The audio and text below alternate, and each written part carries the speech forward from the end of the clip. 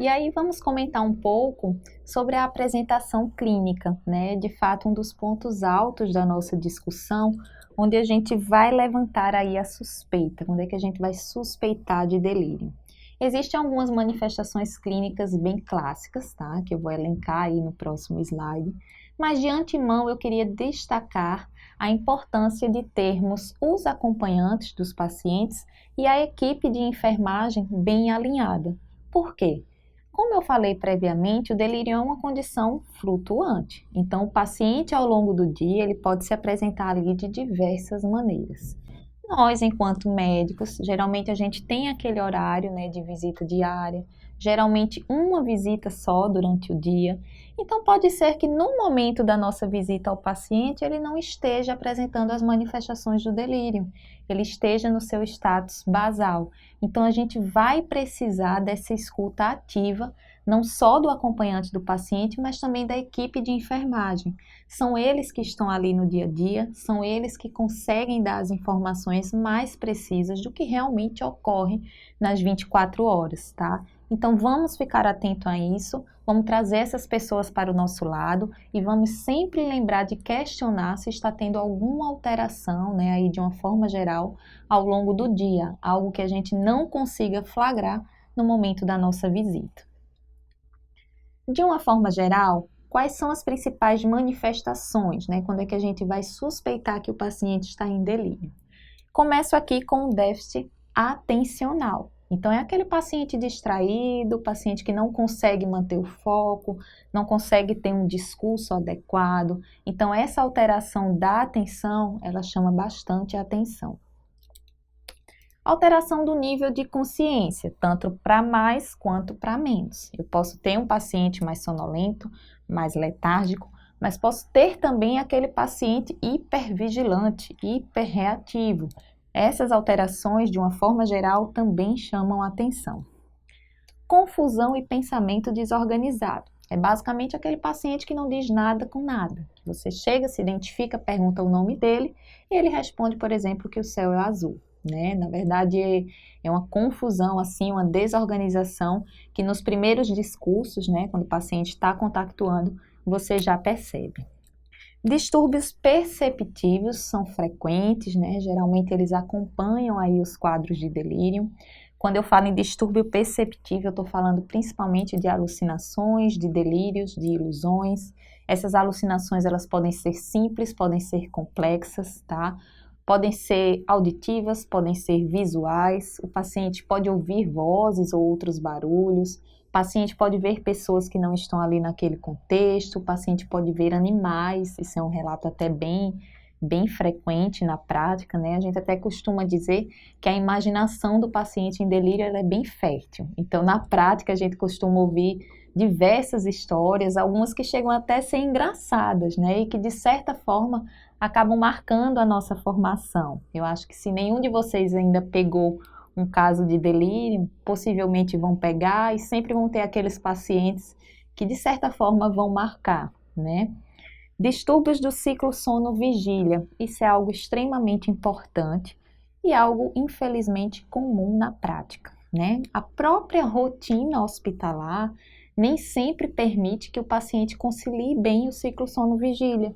Então, muitas vezes existe aquela rotina de coleta sanguínea noturna, de administração de drogas durante o período da noite, de várias entradas ali na enfermaria, no apartamento para checar sinais vitais. Então, isso, de certa forma, vai dificultar que o paciente tenha ali uma preservação do ciclo sono-vigília. Alteração em atividade psicomotora, também para mais ou para menos. O paciente pode estar ali largadão, como pode estar também hiperreativo, agressivo ou até mesmo combativo, né? Querendo sair do leito, tentando puxar sonda, tentando puxar todos os outros dispositivos invasivos, enfim. Eventualmente acontecem algumas situações bem caóticas, que até colocam em risco não apenas o paciente, mas também ali terceiros, né? Pessoas que estão envolvidas na assistência. Então, esse relato também é bem importante. Outro ponto seria desorientação e comprometimento de memória, né? Como a gente viu, a alteração de atenção é um dos marcos do delírio. E quando eu tenho a atenção comprometida, consequentemente eu posso comprometer meus outros domínios cognitivos. Então, o paciente pode estar sim desorientado e com comprometimento de memória. Ele pode estar ali e não saber mais onde está, que dia é, qual que é o horário mais ou menos, ele pode desconhecer as pessoas próximas, tá? Então, essa também é uma manifestação frequente.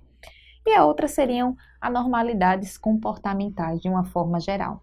Lembrando que todas essas manifestações, para se encaixarem aí na definição de delírio, elas precisam ser agudas e ter um curso flutuante, tá? É isso que nos ajuda a fazer diagnóstico diferencial com, por exemplo, algumas condições psiquiátricas ou com quadros demenciais, né? Então, a gente precisa estar atento ao início dos sintomas e ao curso dessas manifestações.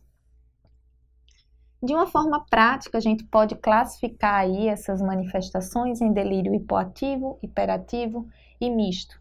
O delírio hipoativo seria aquele em que o paciente fica, de fato, né, mais hipoativo, mais sonolento, que interage menos. Já o hiperativo tem um paciente mais vigil, muitas vezes agressivo, hiperreativo. E o delírio misto seria aquele que na prática o paciente varia entre o hipoativo e o hiperativo. É comum também, tá certo? Embora o mais comum seja o hipoativo, o paciente fica mais largadinho mesmo, tá? Isso ocorre em até 75% dos casos. Ele é o mais subdiagnosticado e, consequentemente, o que está associado aí a uma maior mortalidade. Bom, e aí? Entendeu as manifestações clínicas? Tá na sua prática, suspeitou de delírio? O que é que você deve fazer? Ficar atento, certo? Por que que você deve ficar atento? Primeiro ponto, o delírio é considerado uma emergência geriátrica, tá? E por que que ele é uma emergência geriátrica? Por que que eu tenho que ser rápido e eficaz no meu diagnóstico? Porque muitas vezes o delírio ele pode ser a primeira ou até a única manifestação clínica de alguma condição de base.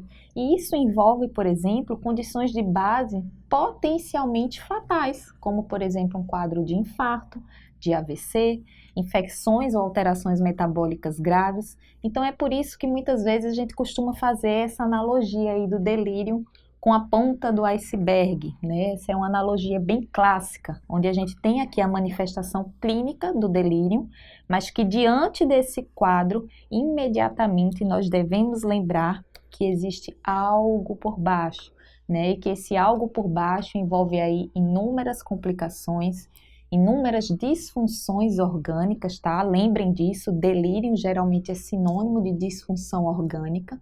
Então, tendo isso em mente, a gente tem que saber que vai ter que buscar incansavelmente qual a causa desse delírio, tá?